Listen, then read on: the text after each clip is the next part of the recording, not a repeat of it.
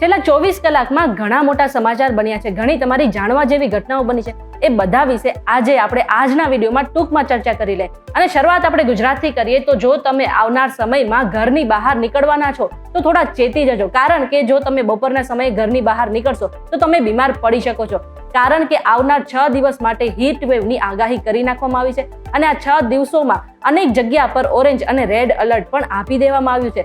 એટલા માટે રાજ્ય સરકારે માર્ગદર્શિકા પણ જાહેર કરી છે અને કહ્યું છે કે જો તમે બપોરના સમયે બહાર નીકળો છો તો કામ વિના તો પહેલા બહાર ન નીકળો, અને જો બપોરના સમયે બહાર નીકળો છો તો તમારી જાતને તમે કોઈ કપડાથી ઢાંકીને બહાર નીકળજો અને પૂરતા પ્રમાણમાં પાણી પીતા રહેજો. આપણે બધાને ખબર છે અત્યારે પ્રધાનમંત્રી નરેન્દ્ર મોદી થાઇલેન્ડના પ્રવાસે છે. તેઓ બીમસ્ટેક સમિટમાં ભાગ લેવા પહોંચ્યા છે, પરંતુ એ જ જગ્યા ઉપર આજે કંઈક અલગ થયું. યુનુસ સરકાર, એટલે કે આપણે બધાને ખબર છે કે બાંગ્લાદેશમાં જ્યારથી તખ્તાપલટ થયું છે ત્યારથી યુનુસ સરકાર ત્યાં સત્તામાં છે. હવે તેમની એક રિક્વેસ્ટ ઉપર પ્રધાનમંત્રી નરેન્દ્ર મોદી આજે એક મીટિંગમાં ભાગ લેવા માટે તેઓ થાઇલેન્ડમાં એક બેઠક કરી હતી. જો કે મહત્વની વાત તો એ છે કે આને એક મહત્વનો ભાગ પણ ગણવામાં આવે છે. મહત્વનો ભાગ શું કામ ગણવામાં આવે છે? કારણ કે રાજનીતિની દ્રષ્ટિએ જોઈએ કે પછી રાજદ્વારીની દ્રષ્ટિએ જોઈએ, બાંગ્લાદેશ સાથે આપણા સંબંધો સુધરવા જરૂરી છે. જો આ બંનેની એક બેઠકથી જો સંબંધો સારા સુધરે છે તો આગળના સમયમાં ભારત અને બાંગ્લાદેશની નવી પ્રગતિ માટે એ જરૂરી બનશે.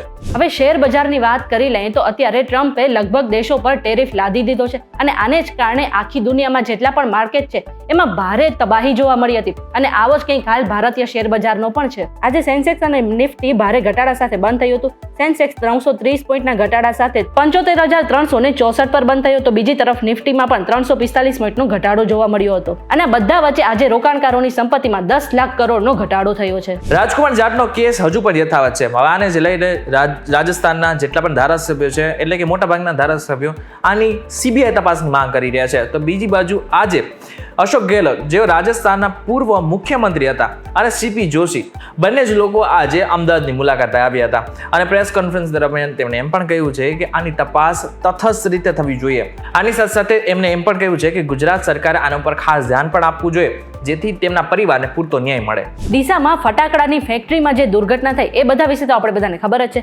હવે એ બાદ અત્યારે તંત્ર સફાળું જાગી ગયું છે અને જે અત્યારે ભાવનગરની એક ફટાકડાની ફેક્ટરીમાંથી મોટો એવો જથ્થો જે ફટાકડાનો હતો એ ઝડપાઈ ગયો છે. હવે આ ફેક્ટરીમાં 1500 કિલો જથ્થો રાખવાની છૂટ હતી, પરંતુ ફેક્ટરીમાં જે સ્ટોરેજ હતું ત્યાં 62,000 કિલો ફટાકડાનો જથ્થો મળ્યો હતો અને ફટાકડાના જથ્થા સહિત 2 ગોડાઉન અને એક ઓફિસને અત્યારે સીલ કરવામાં આવી છે. અત્યારે અધિકારીઓએ એ ફટાકડાની ફેક્ટરીમાંથી કુલ 51 લાખની જે માલની કિંમતનો ફટાકડાનો જથ્થો હતો એ બધો સીલ કરી લીધો છે. અત્યાર સુધી તમે ગેરકાયદેસર મકાનો જોયેલા હશે, આની સાથે સાથે ગેરકાયદેસર જમીનો જોયેલી હશે, પરંતુ અત્યાર સુધી તમે ક્યારે ગેરકાયદેસર રીતે બંધાયેલો બ્રિજ જોયેલો છે? આજે આપણા ગુજરાતમાં એ પણ જોયેલું છે. ખેડા તાલુકાના રંઢુ વાત્રક નદીમાં માફિયાઓએ એક બ્રિજ બનાવી નાખ્યો હતો અને ભૂમાફિયાનો ઉપયોગ શેના માટે કરતા ખબર ને? રોયલ્ટી વગરનો માલ ચોરી કરવા માટે આ બ્રિજનો ખરેખર ઉપયોગ કરતા હતા. જોકે તંત્રના ધ્યાને આવતા હવે તંત્રે આખો બ્રિજ જ તોડી નાખ્યો છે. અત્યારે રાજકોટ અમદાવાદ હાઈવે પર માર્ગ મોકળો કરવાની કાર્યવાહી કરવામાં આવી રહી છે અને આને કારણે અનેક જગ્યા પર ડિમોલેશન પણ કરવામાં આવી રહ્યું છે. એવામાં એક દરગાહનું ડિમોલેશન કરવામાં આવી રહ્યું હતું અને એક વ્યક્તિએ આ ડિમોલેશન રોકવા માટે ગુજરાત હાઈકોર્ટમાં અરજી કરી હતી.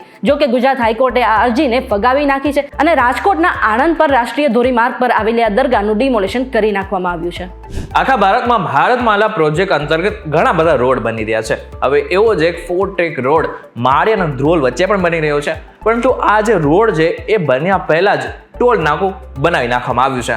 રોડનું કામ પૂર્ણ નહીં થવા છતાં પણ ટોલ વસૂલાતા વાહન ચાલકોમાં રોષ જોવા મળ્યો છે. તરાણા ગામ પાસે ટોલ નાકું શરૂ કરાતા વાહન ચાલકોમાં ઘણો રોષ જોવા મળ્યો છે.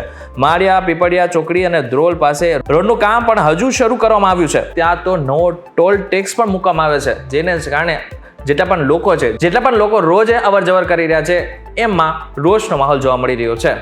ગાંધીનગરમાં વ્યાયામ શિક્ષકોના ઉમેદવારોનો જો વિરોધ છે એ હજુ પણ યથાવત છે અને આજે સત્યાગ્રહ છાવણીમાં તેમને અલગ રીતે પોતાનો વિરોધ નોંધાવ્યો હતો.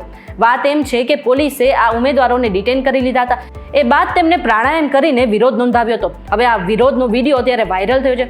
અત્યારે આ જે વ્યાયામ શિક્ષકો છે એ પોતાની કાયમી ભરતી માટે અત્યારે હડતાલ કરી રહ્યા છે. અત્યારે જે ટેરિફની રમત ચાલી રહી છે ને એ તમને બરાબરની ખબર હશે. ભારત ઉપર 26% સુધીનો ટેરિફ અમેરિકા લગાવ્યો છે, પરંતુ બીજી બાજુ ચીન ઉપર પણ 34% ટેરિફ અમેરિકાએ લગાવ્યું છે, જેના જવાબમાં હવે ચીને પણ અમેરિકામાંથી આવતી જેટલી પણ પ્રોડક્ટ છે એટલે કે આયાત ઉપર 34% એટલે કે જેવા સાથે તેવાની નીતિ અપનાવી છે.